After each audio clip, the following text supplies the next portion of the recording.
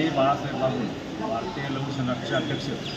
आम्ही आज श्रीरामपूर तहसील कार्यालयाला येऊन प्रत्यक्ष न्यायपूर यांना निवेदन दिलेलं आहे. बदलापूर येथील 4 वर्षाच्या मुलीवरती अत्याचार झालेला आहे. याबद्दल आम्ही घटनेचा निषेध करतो आणि निवेदन दिलेलं आहे. लवकर आमच्या भावना शासनाला कळवाव्या आणि जो आरोपी आहे त्या आरोपीला फाशी शिक्षा व्हावा तातडीची, ही मागणी आमच्या भारतीय लोकसेवेवरील करत आलेली आहे. यासाठी आमचे हनीभाई पठाण, भाभी हे सर्व कार्यकर्ते या ठिकाणी आलेले आहेत. मी पुन्हा या घटनेचा निषेध करतो. मी हनीभाई पठाण, भारतीय राष्ट्र सचिव. दुःखाची गोष्ट आहे का हे भारतामध्ये नरेंद्र मोदी साहेब काश्मीरचे 370 पट करून कायदा पास करता, लोकांची शेती वाटायचे ते तत्काळ कायदा पास करता.